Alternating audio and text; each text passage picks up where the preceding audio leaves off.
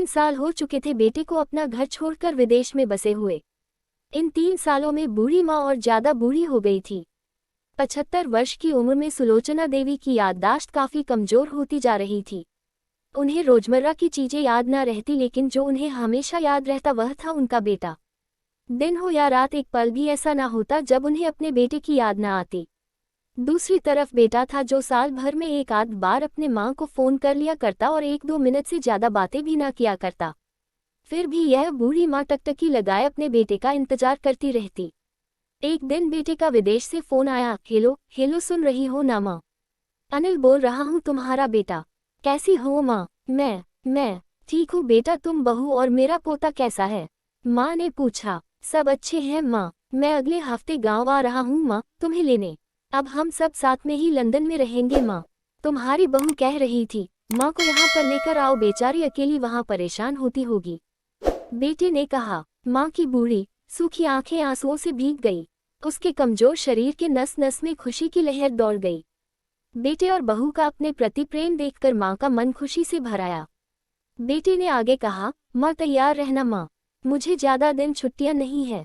जिस से जितने पैसे लेने हैं लेकर रखना, तब तक मैं प्रॉपर्टी डीलर से बात कर लेता हूँ। घर के लिए? घर के लिए? माँ ने पूछा। हाँ माँ, गाँव का घर हमें बेच देना पड़ेगा। अब हम साथ में ही रहने वाले हैं तो वहाँ पर घर रखने का कोई मतलब नहीं है माँ, बेटे ने कहा। बुढ़ापे की वजह से ठीक से चलने में असक्षम माँ ने पूरे मोहल्ले में घूम घूम कर अपनी इस खुशखबरी को सबको सुनाया। सभी को खुशी हुई, सबको लगा माँ जी के आखिरी दिन अपने परिवार के साथ खुशी से बीत जाएंगे। घर वापस आकर माँ ने अपने घर के कोने कोने को ऐसे देखा जैसे वह अपने दूसरे बेटे को देख रही हो। देखे भी क्यों ना, उस घर को अपने बेटे से कम थोड़ी समझा था। अपने पति के साथ 40 साल यही तो बिताए थे, लेकिन अब मजबूर थी बुढ़ापे के आखिरी साल बेटे और बहू के साथ बिताना चाहती थी। दिल पर पत्थर रखकर घर बेचने के लिए माँ तैयार हो गई। आनन फानन में बेटे ने घर को आधे दामों पर बेच दिया। माँ ने ज्यादा नहीं, लेकिन जिन चीजों से दिल लगा था उन चीजों को समेटा और बेटे के साथ टैक्सी में बैठकर एयरपोर्ट के लिए चली गई। एयरपोर्ट पर आकर बेटे ने माँ से कहा, माँ तुम यहाँ बेंच पर बैठो, मैं सामान और बोर्डिंग पास की जांच कर आता हूँ। वहाँ वक्त लगता है और खड़ा रहना पड़ता है, तुम्हें तकलीफ होगी। तुम यही आराम करो। मैं यूँ गया और यूँ आया। माँ बेंच पर बैठ गई और बेटा अंदर चला गया। काफी समय हो गया, बेटा वापस नहीं लौटा। माँ सोचने लगी, ज्यादा भीड़ होगी इसलिए देर लग रही होगी। अंधेरा होने को आया, अब तो लोगों की चहलकदमी भी कम होने लगी। माँ को अब चिंता होने लगी। एक कर्मचारी ने आकर पूछा, किससे मिलना है माँ जी आपको? यहाँ पर क्यों बैठी है? डरती हुई आवाज में सुलोचना देवी बोली, मेरा बेटा अंदर सामान की जांच कराने गया है। लंदन जा रहे हैं हम। क्या नाम है माँ जी आपके बेटे का? कर्मचारी ने पूछा। अनिल नाम है मेरे बेटे का, सुलोचना देवी ने बताया। कर्मचारी अंदर गया और थोड़ी देर बाद बाहर लौटा। उसने सुलोचना देवी से कहा, माँ जी लंदन जाने वाली फ्लाइट तो दोपहर में ही जा चुकी है और आपका बेटा भी उस फ्लाइट में बैठकर लंदन जा चुका है। अब आपके यहाँ बैठने का कोई मतलब नहीं है। आप भी अपने घर चली जाए। क्या जा चुका है? और मैं घर जाऊं? घर? माँ की आंखों से आंसुओं के सैलाब उठने लगे।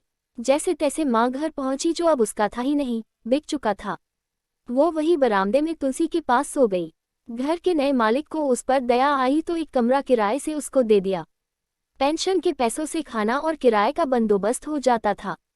दिन बीतने लगे। कुछ दिनों बाद घर के नए मालिक ने सुलोचना देवी से कहा, माँ जी आप अपने रिश्तेदारों के यहाँ पर जाकर क्यों नहीं रहती है? इस उम्र में आपके लिए वही अच्छा होगा। अच्छा तो होगा, लेकिन अगर मेरा बेटा वापस आया तो उसका ख्याल कौन रखेगा?